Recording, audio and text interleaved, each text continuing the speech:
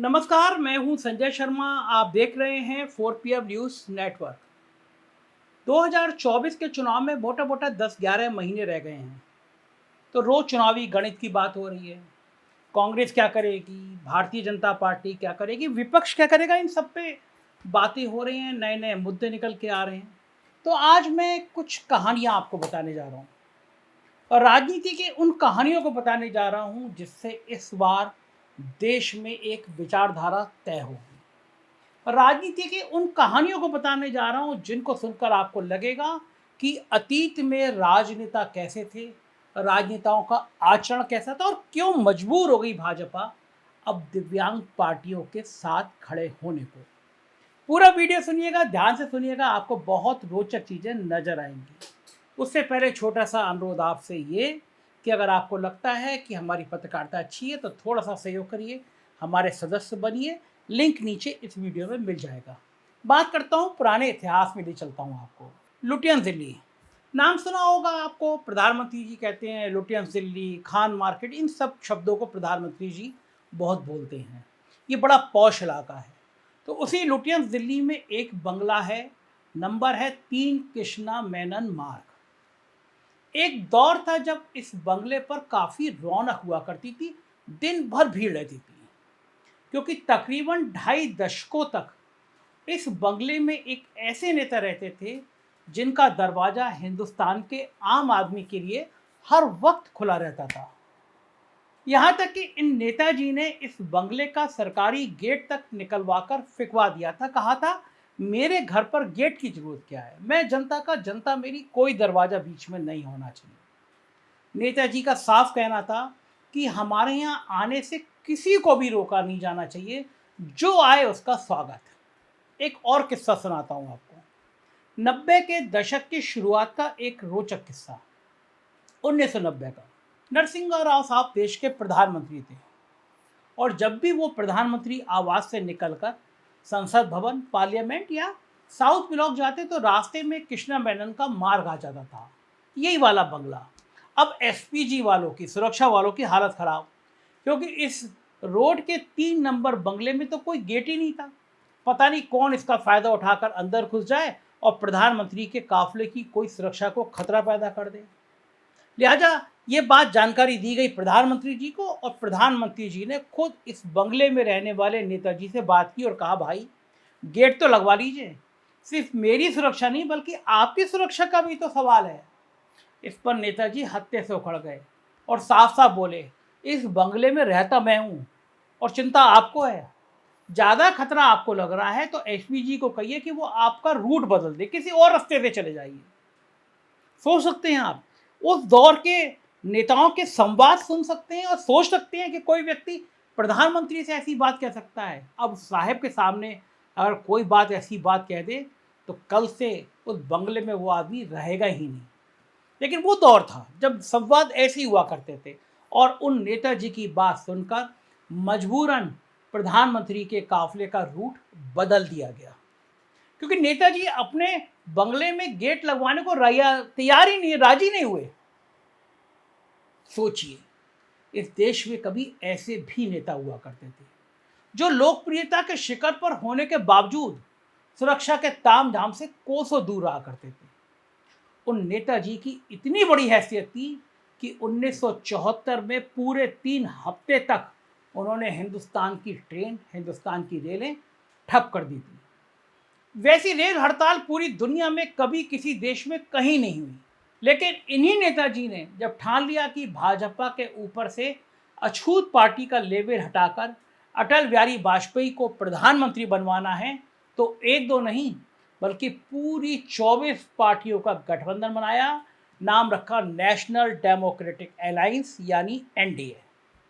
फिर शासन के तौर तरीकों को तय करने के लिए नेशनल एजेंडा फॉर गवर्नेंस बनाया गया और तब जाकर अटल बिहारी वाजपेयी और भाजपा को 6 साल के लिए दुनिया के सबसे बड़े लोकतंत्र की सत्ता नसीब हो पाई थी। ये सुनकर आप सोच रहे होंगे कि नेताजी जरूर कोई खांटी भगवादारी हिंदुत्ववादी नेता रहे होंगे। जी नहीं, बल्कि ये नेता थे खांटी समाजवादी, बेजोड़ वक्ता और एक दौर में कोका कोला को हिंदुस्तान से निकाल कर बाहर करने वाले जॉर्ज फर्नांडिस। अटल बिहारी वाजपेयी की पूरी सरकार इनके नक्शे कदम पर चलती थी, क्योंकि इनके बिना सरकार के चलने की बात तो छोड़िए, सरकार का बनना भी मुश्किल था। उस दौर में बिना गेट वाले इनके बंगले को हिंदुस्तान का सबसे ताकतवर पता यानी उनका एड्रेस कहा जाता था। लेकिन आज अब इस बंगले में कोई रौनक नहीं है, क्योंकि यहाँ अब कृषि मंत्री नरेंद्र सिंह तोमर रहा करते हैं। वैसे रौनक तो किसी भी मंत्री के बंगले पर नहीं है, खुद प्रधानमंत्री के बंगले पर रौनक नहीं है, भली वो मोर को कितना भी दाना खिलाएं, क्योंकि अब ना तो किसी मंत्री की कोई हैसियत बची है और ना ही प्रधानमंत्री आवास पर साप्ताहिक जनता दरबार लगता है। अब तो ऊपर से नीचे तक सिर्फ और सिर्फ साहेब है। A+B² पढ़ाने से लेकर ट्रेन को हरी झंडी दिखाने तक, झाड़ू लगाने से लेकर वाइल्ड लाइफ फोटोग्राफी तक सिर्फ और सिर्फ साहेब ही नजर आएंगे। अब ऐसे में जब भाजपा ही नजर नहीं आ रही तो भला 24 पार्टियों का एनडीए कहां से नजर आएगा। एनडीए के आखिरी संयोजक प्रकाश सिंह बादल भी अब दिवंगत हो चुके हैं। अब जरा सोचिए, कर्नाटक, महाराष्ट्र, बिहार, बंगाल, छत्तीसगढ़, हिमाचल, इन जैसे राज्यों में जनमत खराब होने के बाद यदि साहेब की पार्टी अटल जी की तरह 182 लोकसभा सीटों पर अटक गई तो क्या होगा। कौन जुटाएगा 24 पार्टियों को। 24 को छोड़िए, जिस प्रकार से पटना में जेपी नड्डा साहब ने क्षेत्रीय दल मुक्त भारत की बात की, उससे तो 4 सहयोगी दल मिलना भी मुश्किल है। फिर 272 का आंकड़ा आएगा तो आएगा कहां से। अब उसके लिए तो बुलडोजर चलेगा नहीं, बल्कि उसके लिए तो 2-2.5 किलो के बदले रोज 8-10 किलो गाली खाने की आदत डालनी पड़ेगी। सीबीआई ईडी का डायरेक्टर भी इन क्षेत्रीय दलों की मर्जी के बिना आईएएस आईपीएस को बनाना पड़ेगा। वो याद है ना, न्यूक्लियर डील वाला मनमोहन सिंह का विश्वास प्रस्ताव। तब सीबीआई और ईडी के डायरेक्टर अमर सिंह तय किया करते थे और तब एक अंग्रेजी अखबार ने हेडिंग लगाई थी, यूपीए अमर रहे। कुछ इसी तरह का साहेब को भी करना पड़ेगा। लेकिन साहेब तो साहेब ठहरे।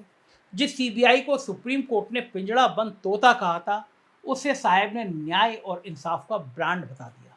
तो ऐसे न्याय और इंसाफ के ब्रांड के सहारे तो कोई सहयोगी दल आएगा नहीं, उल्टा जो भी है वो साथ छोड़ जाएगा। मगर सवाल यह है कि आखिर साहेब को इतना गुरूर किस बात का है, किस बात का घमंड, कौन है उनके साथ, कितने सहयोगी दल अभी साहेब के साथ खड़े हैं।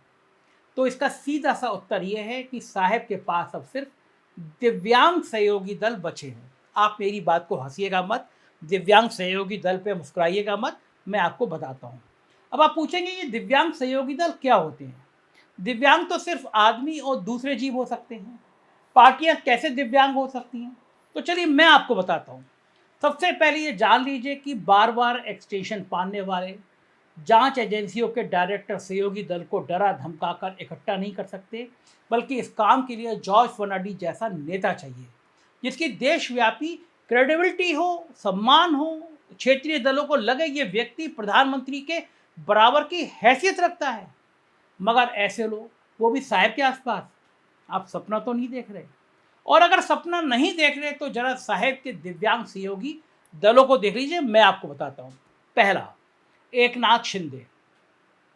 अब ये जनाब कितने जिलों और किस पार्टी के नेता हैं ये सिर्फ चुनाव आयोग को पता है, वरना महाराष्ट्र के लोग इनकी पार्टी को भी संभवतः नहीं जानते हैं। उद्धव ठाकरे की पार्टी को दिव्यांग बनाने की कोशिश की थी, लेकिन उद्धव ठाकरे ने तो जनता के दिलों में जगह बना ली। उल्टा शिंदे साहब 3 पहियों के बदले 2 पहियों का ऑटो महाराष्ट्र में चलाने की कोशिश कर रहे हैं। मगर अफसोस कि उनका ड्राइविंग लाइसेंस असली है या नहीं, इसके लिए सुप्रीम कोर्ट को 7 सदस्यों की संविधान पीठ बनानी पड़ रही है। दूसरे सहयोगी चिराग पासवान, खुद इनके चाचा पाशुपति कुमार पारस इनकी पार्टी ले उड़े और भतीजे की पार्टी को दिव्यांग बना दिया। अब ये भी साहब के सहयोगी बनने जा रहे हैं एनडीए में। तीसरा, एआईडीएमके। अब जयललिता के बाद इस पार्टी के कितने गुट हैं ये तमिल भाइयों को भी नहीं पता। एक गुट पूर्व मुख्यमंत्री पलानीस्वामी का है, तो दूसरा कट एक और मुख्यमंत्री ओ पनीरसेल्वम का है, वहीं तीसरा गुट जयललिता की सहेली रही शशिकला का है। यानी 3 गुट और तीनों दिव्यांग। और इसी बीच जयललिता की भतीजी और रिश्तेदार भी इस पार्टी में अपना हिस्सा मांगने कूद पड़े हैं। इसके अलावा अकाली दल अब तक तो जुड़ा नहीं है, लेकिन ये जो जुड़ता भी है तो पंजाब में वो तीसरे नंबर पर है या चौथे नंबर पर, यह भी अगले चुनाव में पता चल पाएगा। कुछ अन्य लोगों की बात करें तो उपेंद्र कुशवाहा, सन ऑफ मल्लाह मुकेश साहनी, संजय निषाद, इन सबकी राजनीतिक हैसियत क्या है सभी जानते हैं। एक है राजभर जी, जो इधर उधर जाने की दौड़ में लगे रहते हैं। हालांकि पिछले विधानसभा में जब सपा के साथ थे तो हॉट केक बने हुए थे, सभी टीवी चैनलों के लिए टीआरपी की गारंटी होते थे, और काउंटिंग के पहले ही योगी जी को हेमा मालिनी का गाना चल सन्यासी मंदिर में सुनाया करते थे। मुझसे भी कहा, मैं गया था एक दौरे में तो मुझसे दावा कर रहे थे योगी जी को मंदिर मठ वापस भेज देंगे, लेकिन योगी जी मंदिर जाने की बजाय 5 कालिदास मार्ग में जम गए। तो अब यही राजभर जी उनको दिल्ली के लोक कल्याण मार्ग पर भेजने में लगे हुए हैं।